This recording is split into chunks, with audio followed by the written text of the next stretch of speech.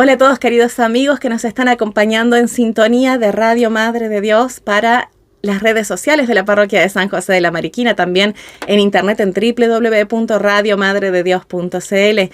Queremos invitarlos a acompañarnos en este programa con nuestra invitada especial, nuestra hermana Jessica de Melo. ¿Cómo estás, Jessica? Muy bien, muchas gracias Sabrina por la invitación, es un gusto estar aquí y hola a todos que nos acompañan en sus casitas. Contarles, queridos amigos, que Jessica forma parte de la familia del Oratorio Mariano, también participa de la Pastoral de Sanación y Liberación y tiene por profesión psicóloga, ¿verdad? Así es. Bueno, entonces vamos a hacer una oración para comenzar este programa del día de hoy, predisponer el corazón para esta conversación que queremos compartir y que ella nos pueda contar un poquito también su testimonio, su participación en la gran familia de la Iglesia. Nos ponemos en presencia del Señor en el nombre del Padre, del Hijo, del Espíritu Santo. Amén. Amén. Te damos gracias, Señor Dios nuestro, por este encuentro y nos ponemos en tus manos. Nos encomendamos a tu gracia, a tu providencia. Te pedimos que nos envíes tu Santo Espíritu para dirigir nuestro pensamiento, nuestro corazón, nuestras palabras, para que sean para tu mayor gloria y alabanza. Padre nuestro que estás en el cielo, santificado sea tu nombre. Venga a nosotros tu reino. Hágase tu voluntad en la tierra como en el cielo. Danos hoy nuestro pan de cada día. Perdona nuestras ofensas, como también nosotros perdonamos a los que nos ofenden. No nos dejes caer en la tentación y líbranos del mal. Amén. En el nombre del Padre, del Hijo, del Espíritu Santo. Amén. Muy bien, desde acá, desde los estudios de Radio Madre de Dios, entonces, por comenzar, Jessica, ¿cómo te gustaría presentarte para con los oyentes y quienes nos están acompañando? Contarles un poquito quién eres, tu participación en la iglesia, también de dónde vienes, porque seguramente van a notar su tonada de que no es chilena, pero que les puedas contar a ellos entonces. Más chilena que los porotos, como te decía antes. No, mentiría piadosa. Soy brasileña, entonces mi historia con la iglesia empieza desde muy pequeña. Bien, soy Jessica, tengo 36 años, vivo en la sexta región, San Vicente Tagua, y de verdad, así como que si te fuera a contar en qué momento empieza mi historia con la iglesia, te diría que desde cuando uno, o en el caso como yo, tuve un encuentro con un Jesús que no pareciera ser, pero que sí es. Que es el Cordero de Dios que está en el Santísimo Sacramento, que es el mismo ayer, hoy y siempre. Entonces ese fue mi primer gran clic, entender que ese Jesús no estaba solamente en la Biblia, está también en la Biblia, que no es solo un Dios que está en el cielo, siendo la segunda persona de la Santísima Trinidad, no, pero es mi amigo, mi mejor amigo. No era tan distante. Al contrario, está muy cerquita. Y además nos dejó su madre, que es la que está más cerca todavía y es la que lleva nuestras plegarias, nuestro sufrir, nuestros dolores hacia él. Entonces, cuando empecé a entender eso, empecé a caminar en grupo de jóvenes. Después hice un buen tiempo de caminada con una comunidad brasileña que se llama Canción Nueva. Hay personas que puede ser que hayan escuchado hablar de esa comunidad. De ahí participé en la pastoral litúrgica, como todos los jóvenes con ese entusiasmo que dicen, sí, encontré al amor de mi vida y quiero disfrutar su compañía. Y digo a los jóvenes que nos escuchan, si aún no han tenido esa experiencia, busquen tenerla porque es lo que va a cambiar su vida. Y después vine a Chile, muchos años después. O sea, en Brasil entonces empecé a conocer lo que era la Pastoral de Sanación y Liberación. No tenía idea de lo que era hasta que un día me invitó por un llamado del párroco a participar en la arquidiócesis y después llegué a Chile. Entonces tuve mi tiempo de adaptación en Chile, tuve mi tiempo de adaptación conmigo misma, con la espiritualidad, que si ven que es católica y por eso es universal, tiene sus diferencias en la forma como la gente canta, en la forma como se manifiestan los diferentes carismas de Dios en su iglesia. Entonces yo también tuve ese tiempo de adaptación y es importante tenerlo y respetarlo, pero sin así como decir, ya no me interesa nada más, no. Saber que para mí fue muy importante saber, necesito entender dónde encajo aquí. Y desde el año 2023 como que me incorporé a mi parroquia con lo máximo de entusiasmo que pude. Conocí el oratorio mariano a través de unas hermanas hermosas que están en San Vicente. O sea, ¿no fue en Brasil tu encuentro con el oratorio? Si bien la familia del oratorio está también misionando en Brasil, en Santa María, donde eres originaria, no es tan cerquita ahí donde está el oratorio en Brasil. Tu conocimiento fue acá en Chile. O sea, estamos como a 3.000 kilómetros ¿Apenas? más o menos. Apenas una distancia que no es nada. Son 30 horas de viaje más o menos. Pero esto que Dios es tan misterioso que aunque en Brasil está también el oratorio, tu conexión con esta gran familia de la familia mariana fue llegando a Chile. Exacto. En San Vicente. Y fue muy interesante porque yo me ponía delante del Señor y muchas veces le decía, ¿por qué Chile? O sea, obviamente está mi esposo aquí, hay toda una historia por detrás, pero para mí espiritualidad, y creo que esa fue la parte más difícil para mí de adaptar. Culturalmente, principalmente, Jessica. O sea, por ejemplo, hasta la forma de rezar el rosario es un poquito diferente, porque nosotros rezamos las tres Ave Marías purísimas, que son la intención del Papa, nosotros las rezamos primero, y no cuando ya partiste con los misterios. Entonces son cosas que parecen pequeñas, pero que para uno que se está adaptando es como... Culturalmente enfrentarse también sí. Eso. Somos la misma iglesia, pero tenemos igual esas diferencias culturales. Y eso pequeñitas. Es tan bonito, porque es riqueza. Exactamente, es florecer en la diversidad. Entonces tomé mi tiempo y entonces empecé como a ir a la parroquia, conocí al movimiento, pero entendí que la madre me quería mostrar su faz de amor como madre del pueblo de Dios, dentro de muchas denominaciones que ella tiene, pero con esta denominación aquí. Porque en Brasil yo tenía otra caminata, otro ritmo, ya estaba inserta en otros movimientos, ya hacía otras cosas. Entonces, es posible que si alguien me dijera, pero vamos al movimiento mariano, yo dijera, no tengo tiempo, porque estudio, porque trabajo, porque también tengo una vida, pero siempre tuve la madre como conmigo, y tengo... cualquier cantidad de historias sobre eso. Pero yo entendí que ella me quería para ella de una forma diferente y que si no fuera aquí, yo probablemente no hubiera puesto la debida atención. Entonces también fue como gracia de Dios entender eso. O sea, si bien donde está Jesús siempre está María también, se podría decir, Jessica, que en tu camino de crecimiento, en la fe, de encuentro con el Señor, fue Jesús el que te regaló una madre y te presentó a María. Así fue. Y era como diferente, porque yo aprendí primero a comunicarme. O sea, la oración es una comunicación, por eso digo comunicarme, por favor, entiéndase bien el término, pero aprendí a conversar como amigo más cercano, primero con el Espíritu Santo, pero donde está el Espíritu Santo está la Virgen Santísima, porque por algo es su esposo, su dulce esposo. Y entonces después empecé a entender mejor la dinámica de la madre, hasta que, o sea... yo perdí a mi mamá con 18 años.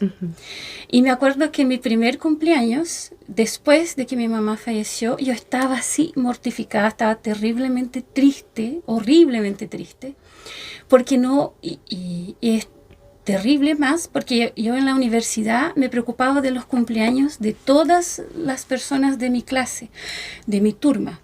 Entonces lo que pasa es que clase, perdón, es con quien tú estudias, ¿no? Como el curso. Exacto, el curso. Sí. Y en mi cumpleaños todos se olvidaron. O sea, yo creo que no pasa solo a mí, pasa a muchos. En el sentido de que yo hago y de repente llega mi vez y se olvidan. Pero depende de la popularidad y todo. Pero pueden pasar desapercibidos los cumpleaños. Exacto, ¿no? Y o sea, eso no es lo más importante. Ese es el fondo que la madre encontró para dar su primer gran signo en mi vida. Porque entonces estaba así... O sea, si mi autoestima ya estaba baja, después se fue al subsuelo, así fue peor. Y me acuerdo que sábado siempre teníamos el grupo de jóvenes y yo fui, como iba todos los sábados, y llegó una señora que no me conocía, que nunca me había visto en la vida y que yo después de eso solo encontré con ella una vez.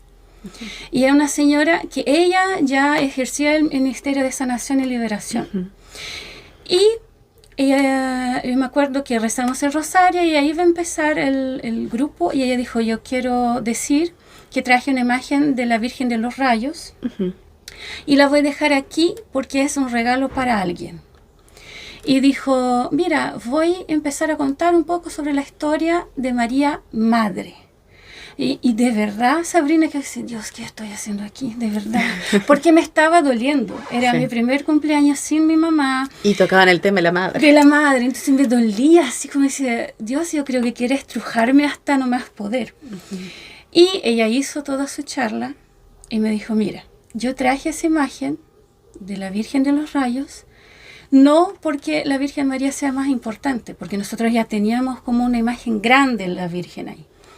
Es porque hay aquí una joven que en el día de su cumpleaños no recibió el abrazo de su madre. Y María quiere decir a esa joven, yo soy tu madre. Y esta joven soy yo. Y le di muchos años para contar esa historia sin desbordarme.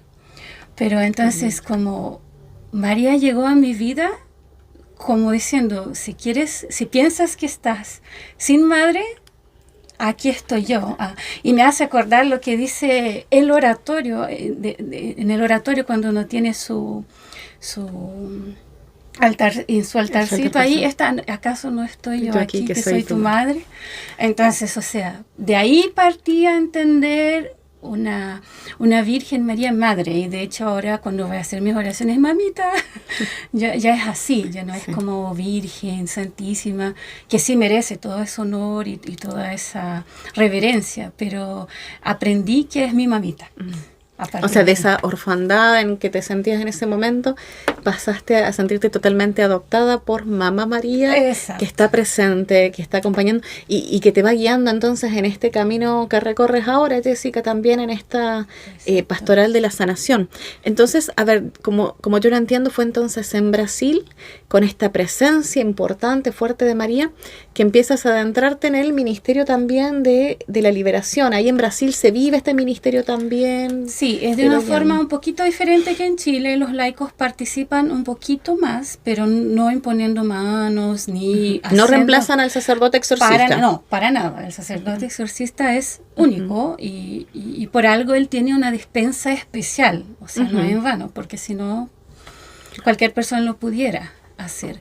Entonces pasa que allá el laico ayuda un poquito en algunos procesos de la oración en sí, pero oraciones clericales, oraciones que son aprobadas por la iglesia, como las que tiene, por ejemplo, el padre Javier Luzón en su libro.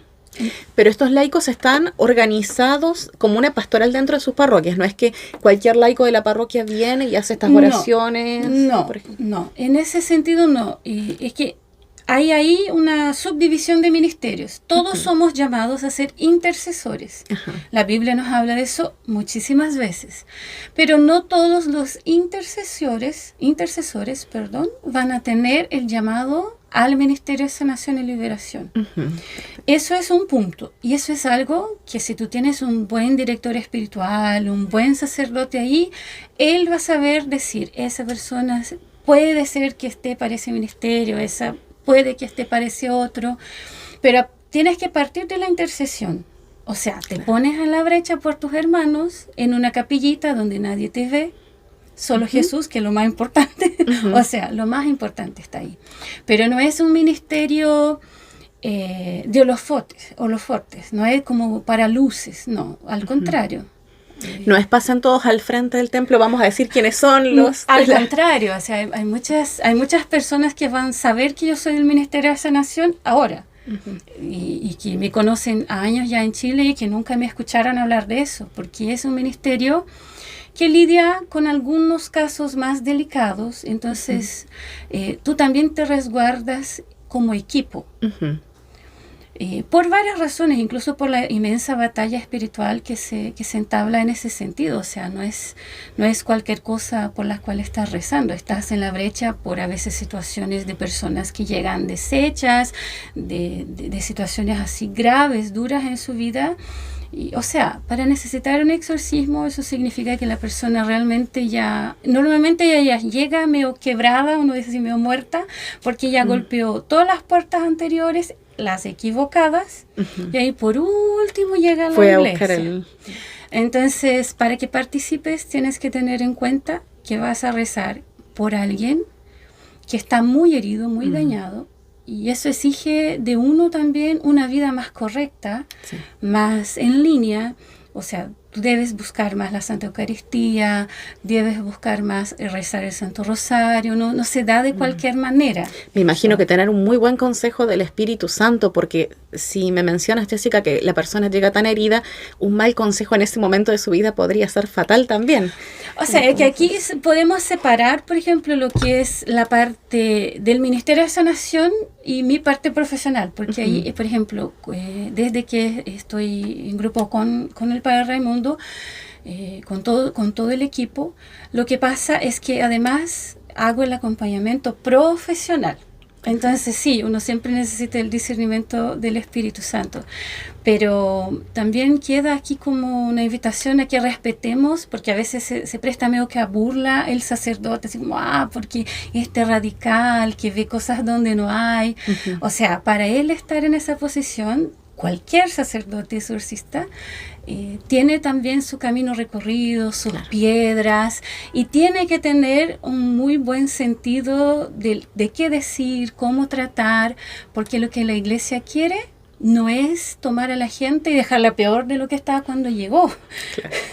Es sanación. Exacto. Entonces, a veces basta una palabra equivocada o una palabra correcta en el tono equivocado y todo un proceso como que se echa a perder, así. O abandonan también y se alejan. Sí, o sea, ahí también existe una cuestión súper importante, que es las personas creen que eso es mágico.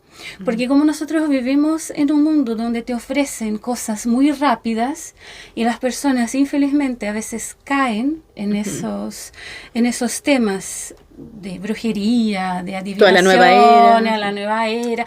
O sea, la nueva era aún es como... puede parecer más inocente, porque el cristalcito que no te hace nada. Pero la puerta de entrada que tuviste con ese cristalcito es lo que te va a generar otras cosas. Y cuando llegan entonces a la pastoral, hay que entender que quien hace la entrevista es el sacerdote, hay cuestionarios que las personas responden. Entonces, por ejemplo, si me llega un caso, si el sacerdote encuentra, si el padre encuentra que necesita también del acompañamiento psicológico, primero pasó por él, en el sentido de que ahí está el discernimiento, porque puede ser que una persona no tenga ningún problema psicológico y que sí esté sufriendo una dejación o alguna influencia.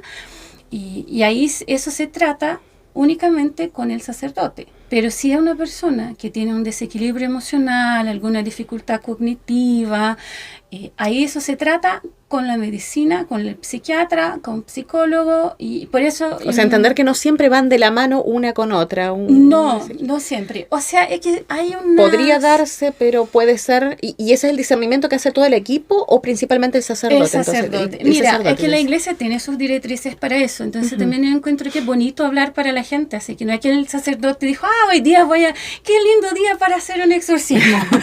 Hoy siento con ganas de... Exacto, no pasa así. Entonces, primero la persona va a hablar con el sacerdote. Hay procesos. Exactamente, y hay que respetarlos y respetar sus tiempos.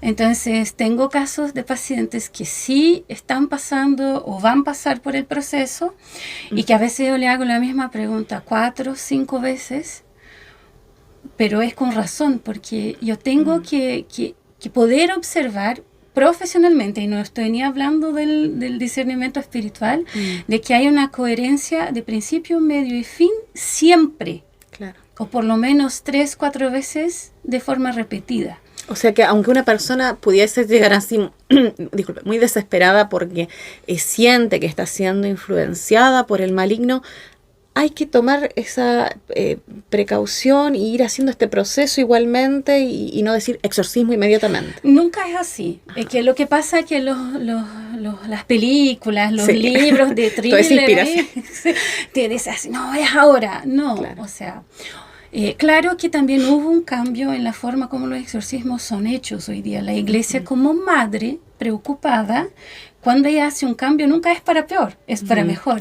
Entonces, el nuevo manual de exorcismos, que no es tan nuevo así, no sé la fecha exacta ahora, pero no es tan nuevo, da esa directriz de siempre el acompañamiento médico. Que, o sea, nosotros partimos la historia de los 300 primeros años de exorcismos en la Iglesia Católica, que fueran desde cuando empezaron a recibir los apóstoles nuevas personas, los paganos, ahí ya se empezaron a practicar exorcismos, claro. Porque esas personas venían de una realidad espiritual donde tenían ahí, adoraban al dios agua, al dios sol, al dios tierra, y entonces, cuando los apóstoles oraran, y por eso hablamos de la sucesión apostólica, que sigue hasta hoy, no, tampoco es en vano, así como siempre hay un orden divino en las cosas. O sea, desde esta orden apostólica que se les dio, vayan y liberen de demonios, entonces... O sea, desde ahí tú partes. Claro.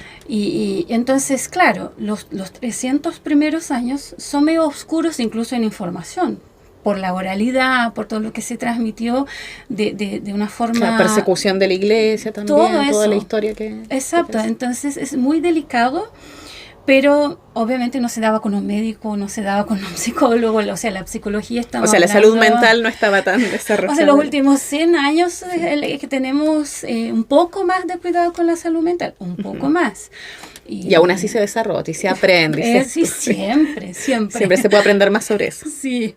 Entonces, claramente, como la medicina avanza, la fe, al contrario de lo que las personas piensan, no es alejada de la ciencia, no es alejada de la medicina. No, pero hay cosas en que la medicina es muy joven para entender a la fe que viene de 2000 años atrás. También.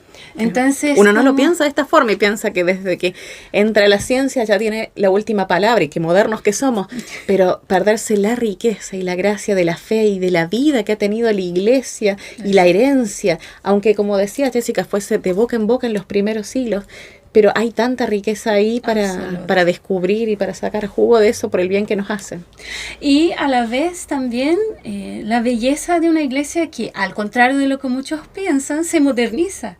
Y que dice, mira, para ese tiempo ya hay más herramientas que no son excluyentes. Pero por eso son tan delicadas, porque una depresión puede ser la puerta de entrada para una vejación, un ataque maligno, puede. Con muchas reticencias, con muchos puntitos de exclamación, puede. Porque si uno para y piensa, el mal está en la enfermedad. ¿Y qué es el mal? El diablo. Pero es muy genérico y muy irresponsable decir, yo estoy depresiva por causa del diablo. Perdón, sé que es una palabra delicada para decirlo, pero es como, al contrario, yo lo que tengo que hacer es decir, no voy a abrir esa puerta porque aquí me puede llegar un mal. Que no va a ser a veces el mal de una manifestación, que no va a ser una cosa tan potente en ese sentido, pero que sí va a ser un daño silencioso y va minando el ser desde adentro. Y sobre todo, no sé, se me ocurre a mí, Jessica, pensando en este momento que la enfermedad sí como una consecuencia que tiene la humanidad por el pecado que entró al mundo, pero al mismo tiempo lo peor que le puede pasar al ser humano no es perder la salud física, sino la salud espiritual. Entonces, si nos quedamos en esto de que que la depresión solamente o alguna enfermedad mental y el daño que causa es terrible, sí, pero peor es el daño espiritual y que el alma esté siendo atacada y no pueda estar en gracia y en el encuentro con Dios. Exacto. Porque si uno puede estar en gracia, pese a que tenga todas estas influencias del maligno, como nos ha explicado en otras oportunidades el Padre Raimundo, aún así esa persona tiene más posibilidad de la santidad que quien esté muy sano mentalmente y en su salud mental elija el pecado, por ejemplo. O sea, es muy factible, de hecho, que esas personas van a ser las primeras que vamos a encontrar en el cielo. Y hay muchos casos de personas que llegan y van transformando su vida, porque otra vez es un proceso. Como hablaba un poquito antes, entonces, como la gente está acostumbrada de que todo es muy rápido, no, eso puede llevar un mes, una semana, un año, 10 años. O sea, no, el máximo que he visto son 3 años de acompañamiento. 3 años. O sea, no es un exorcismo no. y se produce la liberación. No. Entonces hablábamos de, Jessica, esto de cómo está presente entonces el sacerdote en el tema del exorcismo, pero también Jesús es quien pone evidentemente de su parte en este proceso, entonces no podemos esperar y pretender que en un solo exorcismo o en una sola oración se produzca la liberación o se ausente esta influencia maligna en la persona. O sea, puede pasar.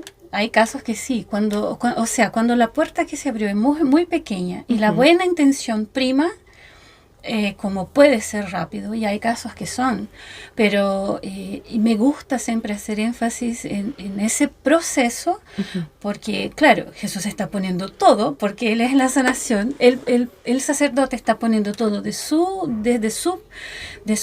capacidad, y desde el momento en que está actuando in persona Christi, entonces no es cualquier cosa que está pasando ahí.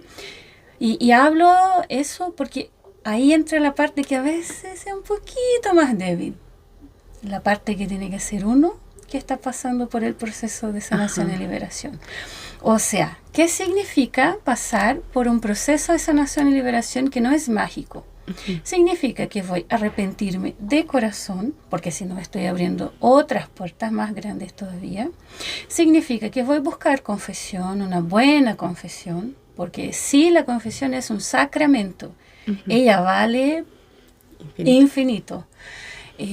Significa que voy a buscar comulgar el cuerpo de Cristo, recibirlo no solo de esa forma tan espiritual que uno tiene cuando está, por ejemplo, delante del Santísimo, sino que va a recibir el Santísimo adentro de uno. O sea, uno se torna una capilla, un sagrario por esos momentos en que Jesús está. O sea, cobijarlo y que se una totalmente hasta en las células. Exactamente, exacto. Y vivir una vida diferente de la que estaba viviendo. Entonces ahí entran patrones de conducta, entran situaciones de recaídas emocionales que yo llamo con mis pacientes. Está bien, tuviste una recaída emocional, eso pasa. Es como con cualquier otra adicción, el pecado.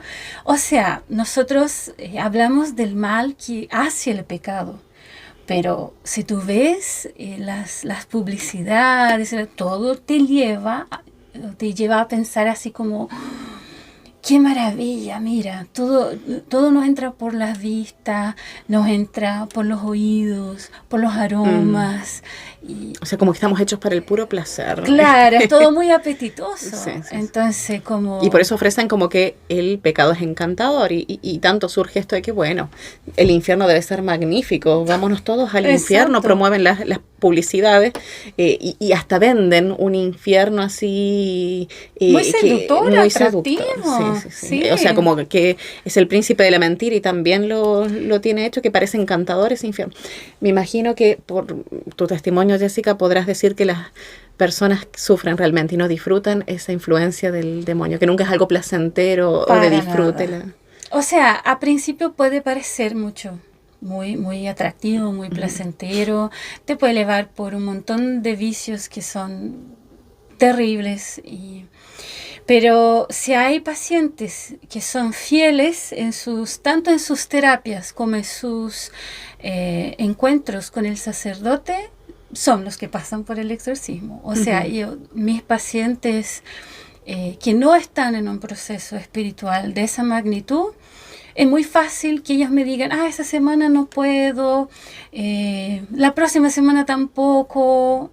Pero una persona que está pasando por un proceso de vejación, de sufrimiento, ella, si yo le diga: te puedo atender a la 1 de la mañana un día sábado, ella me va a decir: yo voy. O sea, yo lo percibo como que en ese encuentro que empiezan a tener con el Señor también se abre esa sed de Dios y abrirse a la necesidad que realmente tenemos de Él. Yo creo que ante cualquier enfermedad, si fuésemos tan conscientes, por ejemplo, de que solo Dios sana y después los médicos, enfermeros, el sistema de salud, sirve al propósito de ayudar, pero al que el primero que sana es Dios y sin Él no nos vamos a sanar. Exacto. Al que primero recurriríamos siempre a Él. Es a Él. Entonces, en esa liberación, me imagino también que cuando la persona caiga en cuenta de que solo Dios va a liberarme, solo Dios va a salvarme de esa opresión, de eso que ocurra, a Él voy a recurrir primero y lo demás va a ser por añadidura. Pero entendiendo, Sabrina, creo que es muy importante que hablar así como de entendiendo de que sí, yo soy responsable por lo que me pasó. No una víctima nomás, no. Exacto.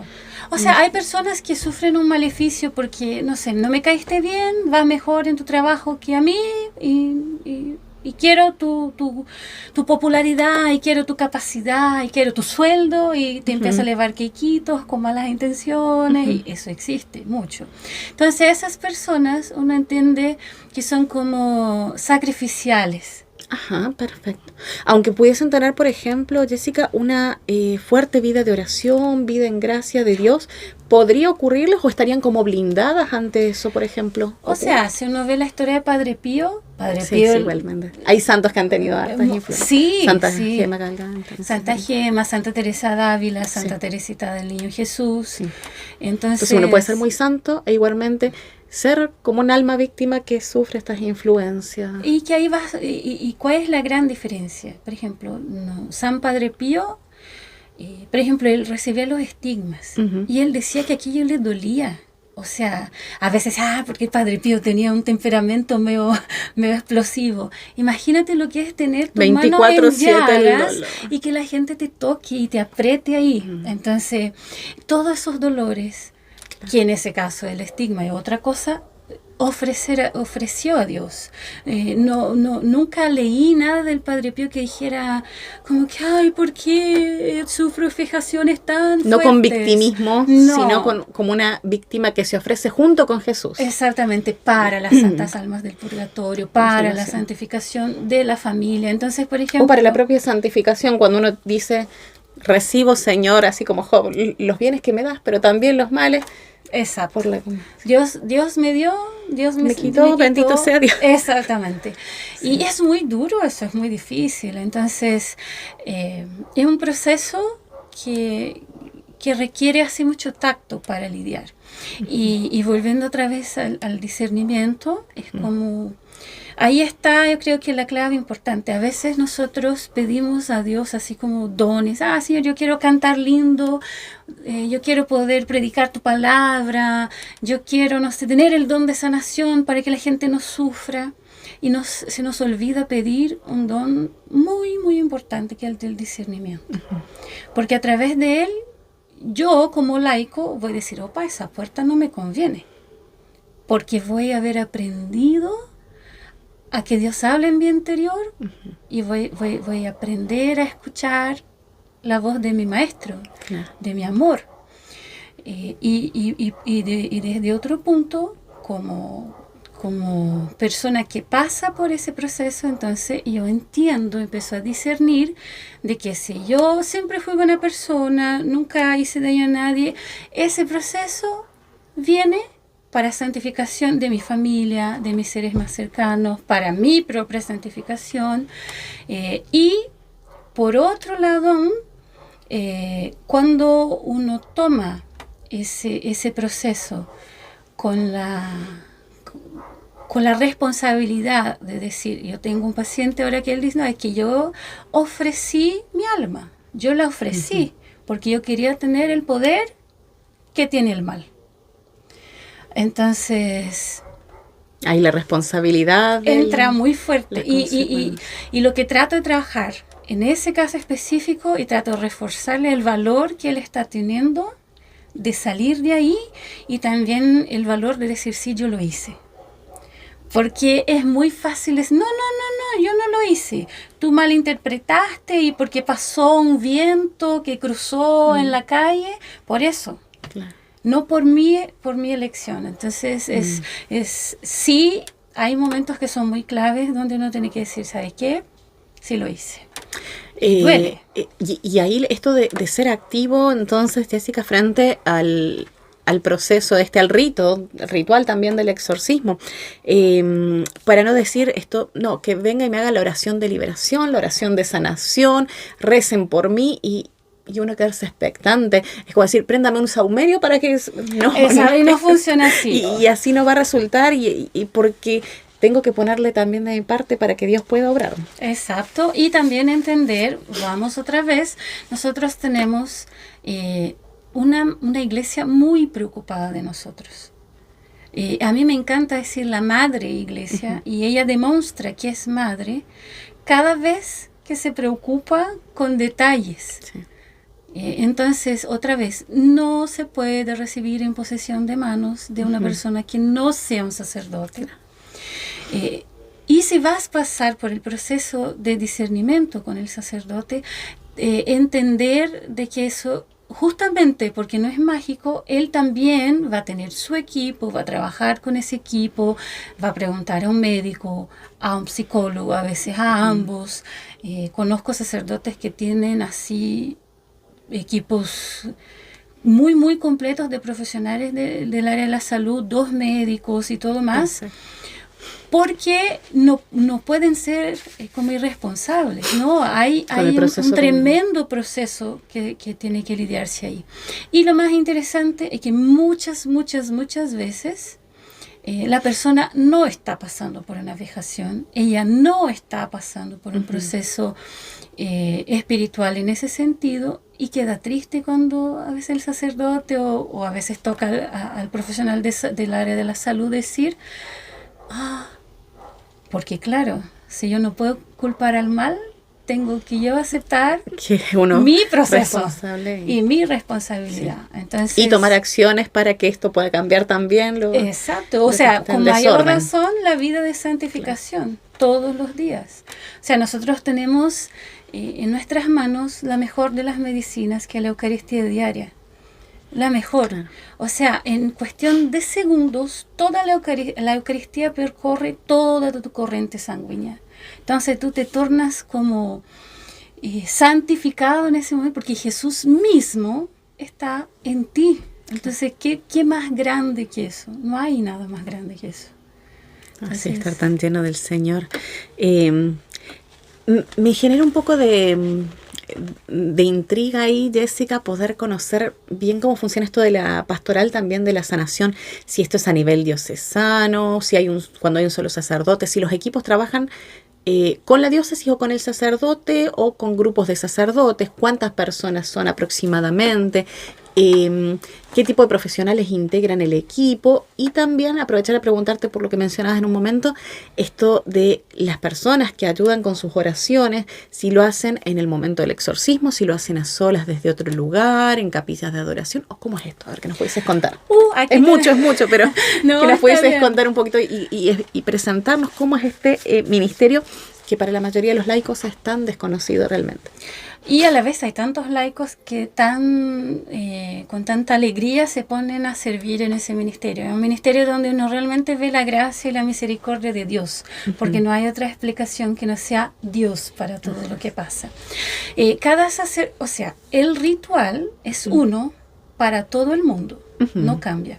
Cada sacerdote primero el sacerdote tiene que ser nombrado por un obispo. Perfecto. El obispo en general observa las características del sacerdote, o sea, si es realmente piadoso, si es un sacerdote. Uno supone que todo sacerdote es eucarístico y le gusta la adoración y que tiene a veces el llamado, y no es así. Entonces el obispo observa y delante de la necesidad, y cada vez es más grande esa necesidad, le dice, ese sacerdote tiene el perfil para ese ministerio. Y de ahí el sacerdote va va como formando su equipo con personas que él también observa, que sean personas con una vida de oración y que tengan determinadas características, que no las voy a nombrar tal vez tanto para que tampoco se mire eso como que, wow, los súper espirituales, y no es, pero no que sea idóneo para el ministerio que realice. Exactamente. O sea, como debiera ser las personas para cualquier ministerio que realicen dentro de la iglesia, exacto, que se debería probar la idoneidad antes de decir, a ver, hola, ¿cómo está usted? ¿Viene a misa? Vaya a ser catequista. No. Primero, por ejemplo, se ve que sea realmente idóneo para el cargo.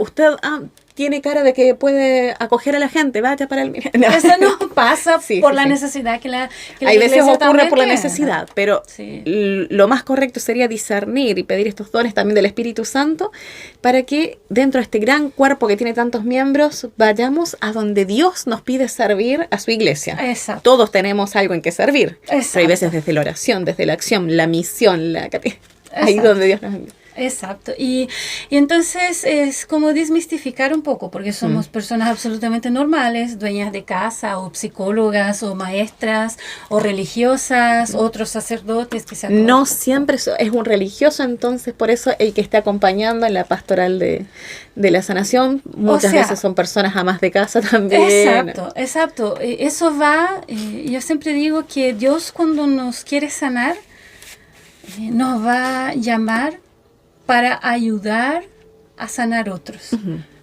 Y encuentro que eso es lo más bello del Señor, porque a veces, si Él, por ejemplo, tuviera que sanar la herida del rencor en mí, me dolería muchísimo. Pero si yo estoy rezando por una persona que está sufriendo, yo automáticamente voy a pedir, Señor, libérala de todo rencor, de todo sufrimiento, porque si yo estoy rezando desde mi casa, por ejemplo, que en el caso de la pastoral de aquí se da así, uno reza en el local donde está, yo puedo pedir a Dios, libéralo del rencor. Pero mi corazón también necesita esa sanación. Entonces, ¿qué pasa cuando el agua pasa recibir por la manguera? Lo que da. O sea, la gran prueba de amor de Dios es esa, porque si tú estás rezando por otro, el agua limpia va a pasar primero por ti. Porque mi oído es el primero. Cuando yo estoy aquí hablando contigo, entonces yo estoy aprendiendo primero. Entonces yo estoy aprendiendo del Señor primero. Yo me estoy poniendo primero en una posición de quien necesita ser sanada del rencor o de los celos o de montones de cosas. Y todos nosotros tenemos montones de cosas. Y antes de decirle, tú eres necesitado del Señor, me tengo que reconocer primero te he necesitado. Muy pobre, muy miserable y muy necesitado. Y no desde una postura de yo soy muy santo y por eso puedo interceder por ti, hermano. No es por la favor, no es la idea. Yo ya me convertí. Justamente lo contrario. Yo soy muy necesitado del Señor. Por eso Él me quiere ahí. Por eso, por ejemplo, es tan bonito que te pide una vida de oración. Entonces tú empiezas a buscar más al Señor. Y quisiera hablar un poquito sobre eso, sobre la vida de oración, pero antes quisiera responderte un poquito más sobre los equipos. Entonces, en Brasil yo participaba en un equipo a nivel diocesano, porque el obispo decidió formar un equipo para toda la arquidiócesis. Aquí, obviamente, el padre tiene la permisión del obispo, está en regla con todo eso, y además sé que es un obispo muy piadoso, que es un hombre que cree mucho en Dios y en la pastoral.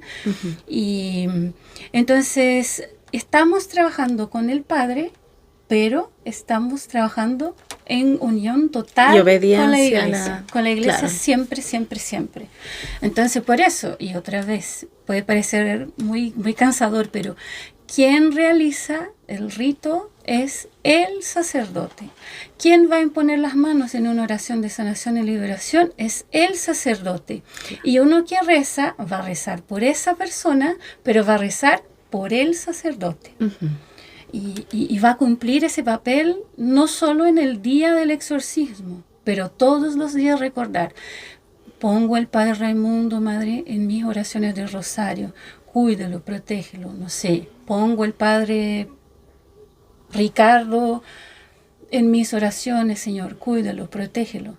Porque uno está en la brecha todo el tiempo por el sacerdote y también por los hermanos que sufren. Es bien normal que en la pastoral las personas tengan los nombrecitos y las pongan en sus oratorios y hablen en voz alta.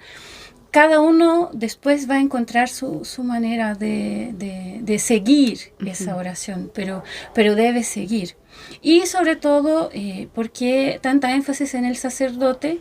Justamente porque esa cuestión del exorcismo genera cierta curiosidad también. Y no se puede llegar a alguien y decir, pero este padre, ¿quién es? Y yo, o tú, o cualquier uno que rece, va a decir, mira, este padre es así, así, así. Sé cómo, venga a la misa, vea cómo él celebra la misa, venga a conocer la capilla de adoración, vea a ver el ambiente de oración que está en torno de ese ministerio. Entonces uno también, de cierta forma, es responsable por corroborar la idoneidad del padre. O sea, de buena fe yo digo, este sacerdote sí está haciendo un buen trabajo. Porque uno tiene que entender en todo tiempo que eso es una batalla espiritual. Entonces el sacerdote, como él es que está ahí delante, él va a ser el que va a recibir primero las piedradas. O sea, ni siquiera los que están ustedes acompañando como equipo de oración, sino que principalmente contra quien se va a estar enojando el demonio en ese momento es contra el sacerdote que realiza el O sea, uno ritual. sabe que uno también va a recibir como mediador de Cristo en ese momento. O sea, no digo, el mediador de Cristo siempre va a ser el sacerdote, porque él es el que actúa en persona Cristo. Y nosotros lo que estamos haciendo es muy miserables que somos, decir, Señor, ten piedad del Padre y de la persona X, o de las personas XX. Que van surgiendo. Entonces lo que uno está haciendo es tratar como que de que le duela menos las piedradas que va a recibir. Y obviamente van a llegar a ti, porque si tú estás ahí tratando de protegerlo, también te llega. Pero el que más va a sentir ahí, obviamente, va a ser el ministro de Cristo en ese momento. Ustedes entonces hacen oración diariamente por los sacerdotes exorcistas. No es solamente en ese momento de exorcismo, sino como que adoptaron al sacerdote. Y hay muchas otras personas que lo hacen. Yo conozco personas muy piadosas que no están en el ministerio en ese momento, pero que sí se recuerdan en los sacerdotes exorcistas. O sea, nuestra obligación como católicos, rezar siempre por los sacerdotes. Obviamente los que están más cercanos a uno, sea por la proximidad de la parroquia o por alguna pastoral en que estén trabajando juntos, tú te vas a recordar primero. Claro. Pero debes siempre rezar por todos. Así que ahí tenemos una gran tarea todos. Todos los laicos de rezar por ellos. Exacto. Quería consultarte también, Jessica. Bueno, te nos fuiste contando un poquito de cómo es este ministerio, también desde tu participación en tu profesión, cómo es un aporte a estos equipos de sanación y liberación, porque también lo haces desde la psicología. Exacto. Es un aporte realmente ahí, entonces la psicología también.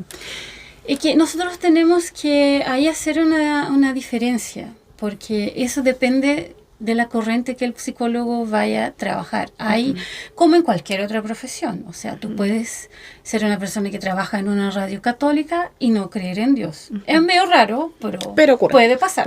Puede pasar. Tú puedes ser, no sé, un sonidista, un asistente de audio. Y que recibe la orden de emitir música católica sin creer ni tener piedad. Exacto. Y eso pasa con cualquier profesión. Entonces, es más fácil si tú tienes un profesional que va de encuentro a lo que crees. Entonces, de todos los profesionales que yo conozco que actúan en equipos, todos son personas católicas que creen. Puede ser que algún sacerdote busque de algún otro lado, pero es raro. ¿Por qué? Porque nosotros tratamos de ver la integralidad de la persona. Entonces, yo estoy viendo que sí, que hay un ser que sufre, que puede ser una demencia, puede ser una psicosis, puede ser un montón de cosas. O sea, hay dimensiones espirituales y psíquicas también, psicológicas. Exacto. Pero sobre todo yo tengo que ver al ser humano que está ahí. a ese ser humano fue creado digno. Santo Tomás de Aquino habla mucho sobre la dignidad del ser humano y me encanta por eso.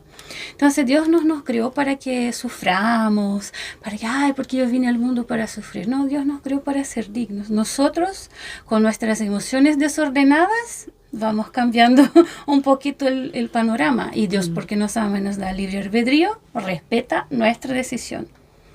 Pero el fin de la creación es volver hacia Dios. Entonces, claro, como una persona católica, yo busqué formación o especialización dentro del ámbito católico.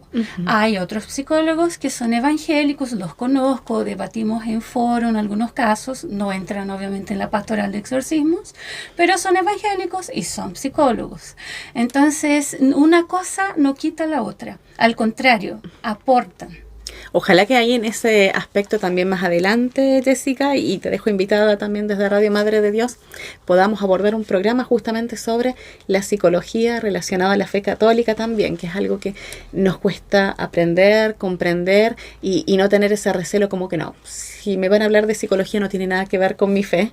Y si me van a hablar de fe, no quiero saber por qué soy psicólogo. No quiero escuchar de psicólogo. Exactamente.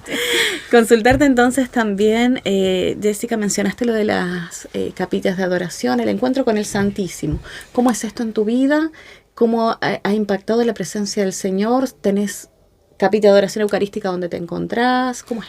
O sea, la parroquia San Juan Evangelista tiene su capilla de adoración, hay adoración nocturna también todos los viernes y 2 jueves al mes, si no me equivoco. Ahora hay esa adoración que ahí sigue continua por día y noche, pero hay una capilla de adoración, las personas pueden acercarse a la hora que quieran, está abierta desde 9 de la mañana hasta las 6 de la tarde y nos vamos turnando adoradores, personas que sienten esa como voluntad, este llamado del Señor de estar con Él en contemplación, de sentir su presencia amorosa, dulce, porque eso es lo que uno siente. Y claramente, siempre que porque uno piensa que está haciendo algo para Dios, en el sentido de que Él siempre va a ser perfecto. Nosotros vamos entregando nuestras migajitas con nuestras imperfecciones y todo. Entonces, cuanto más yo me acerco al Señor, cuanto más yo lo busco en el Santísimo Sacramento, cuanto más yo quiero ser esa discípula, ese discípulo de Jesús y de estar ahí, de conocerlo, más fácil es orar por los demás. Porque el amor que Jesús pone en tu corazón, entonces tú lo quieres, naturalmente tú lo quieres hacer llegar al mundo entero. Entonces es una buena medida, así como no sé qué hacer, no sé qué pastoral pertenecer. Y empieza adorando a Dios. 5 minutos, 15 minutos, y porque media hora. Si dices que lo amas, búscalo. Exacto, o sea, sí, del encuentro del el amor de tu vida, es lo más importante que hay, entonces tienes que dar un tiempito a Él. Y ante esa pregunta, ¿dónde encuentro al Señor entonces? Sí, puedes encontrarlo, como dijiste al comienzo, Jessica, en la palabra, en la oración, pero hay un lugar donde está físicamente. Qué maravilloso poder decir que hay un lugar donde está físicamente y es en la Eucaristía, ¿no? Exacto. A todos que tenemos capilla de adoración en nuestras parroquias, felices somos, y los que infelizmente... Bienaventurados somos. Los que aún no tengan, igual, entren a su parroquia, ahí está Jesús. Está Jesús en el sagrario, está guardadito, no está expuesto, pero es el mismo Jesús. Entonces, cuerpo, alma y divinidad presente el Señor. Así es. Y a veces tú puedes decir, pero me gustaría que en mi parroquia hubiera una capilla de adoración. ¿Y qué ejemplo doy yo de eso? Porque si mi párroco ve que, pucha, esa persona viene todos los días, se pone aquí y reza todos los días o una vez a la semana en el horario que siempre la Sabrina está de 4 a 5 y no hay el Señor expuesto, está ahí, pero no está expuesto, en algún momento se le va a ocurrir al párroco decir, Sabrina, qué interesante, te felicito. Y tú vas a poder decir, querido párroco, quizás sea el momento de que tengamos una capilla de adoración. Entonces, yo puedo querer y decir, pero aquí no se puede. Sí se puede, porque está Jesús.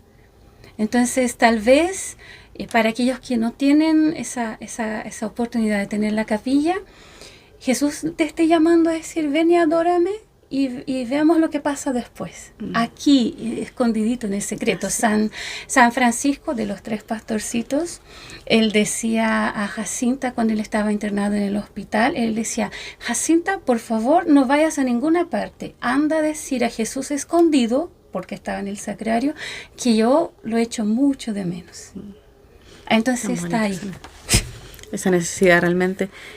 Felices de tener capillas de adoración eucarística. Muy felices. Y plantearnos como católicos, como cristianos, realmente tenemos al Señor en un lugar, y para cualquier ministerio que realicemos, yo te agradezco por el ministerio que realizas, Jessica, porque es súper importante, y tantas veces en el silencio, sin que nadie se entere, sin que nadie sepa, están estas personas desde la oración, acompañando a los sacerdotes, acompañando estos procesos de sanación de nuestros hermanos que sufren.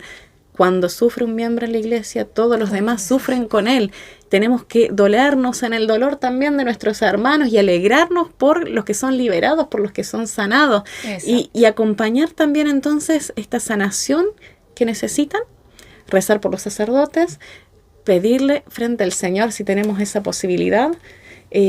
Y ese ven Señor Jesús también, porque si queremos que esté en las capillas para aquellos que no tienen esa posibilidad de tener a Jesús expuesto en el Santísimo Sacramento, decirle ven Señor Jesús, que para Él todo es posible, y Él quiere reinar en la tierra, en los corazones, y vendrá si le pedimos. Sí, y creo que ansia venir a más capillas, a más corazones. La primera capilla del Señor, el primer sagrario del Señor debe ser nuestro corazón. Entonces, de ahí para adelante. Exacto. Quería solo dejar un punto que para mí es importante. O sea, yo estoy aquí hablando, pero no soy yo, no existe yo. Un equipo es un equipo. Uh-huh. Yo solo quiero dejar eso claro, porque tal vez vayan a ver mi carita ahí, pero hay un equipo trabajando con el sacerdote, de personas muy devotas, muy capaces de amar, porque eso es lo que tú necesitas para interceder por alguien, poder amar. Sin saber si esa persona alta, baja, rubia, morena, cómo es, tú no sabes muchas veces. Cada día, como María, le quieren decir sí al Señor. Exactamente. Entonces, somos un equipo. Hay un equipo y hay un sacerdote, y un buen sacerdote cuidando de ese equipo. Entonces, solo quería dejar esa resalva. Sí, mi carita, la que apareció aquí, porque por circunstancias de la vida estaba aquí, claro. Pero somos un equipo, es un equipo, y sobre todo es Jesús. Así es, muchísimas gracias, Jessica. No sé si quisieras dar algún otro mensaje sobre esta charla que hemos podido tener, esta conversación, algún otro mensaje para quienes nos acompañan en las redes sociales, o nos vamos despidiendo con una oración. ¿Qué dices? Quiero una última cosa. Muchas veces uno busca al sacerdote y ya está muy desesperado. Les quiero invitar a buscar, antes de que las cosas tomen un rumbo tan drástico, busquen al Señor, porque Él se deja encontrar. Como Sabrina decía, si tú dices, ven Señor, Él viene. Y muy bueno se puede ser en una capilla, muy bueno se puede ser en la parroquia, pero en el silencio de tu corazón, tú puedes decir, ven Señor, yo te necesito, y Él aquí va a estar. Y también haciendo mención sobre esto, porque entre esa desesperación del sacerdote no tiene tiempo para darme una cita, para darme una hora para conversar con él y ver si necesito una oración de liberación. Buscar a Cristo. Exactamente, busca a Cristo. No hay ninguna medicina más grande que la Eucaristía. Una buena confesión es como... Los sacramentos, la oración. Exacto, buscar estar ahí puede parecer un poco difícil al principio, pero búsquelo y usted va a encontrar la misericordia, el rostro misericordioso de Jesús está ahí para todos nosotros. Y María, como nuestra Santa Madre, está muy cerca, muy cerca de los que más sufren. Entonces, a veces no consigues rezar o no sientes ánimo. ¿Se puede rezar Dios te salve María? El Ave María, maravilloso, pero si no, solo repite, María, María. Y ella va a estar ahí, y ella va a saber llegar.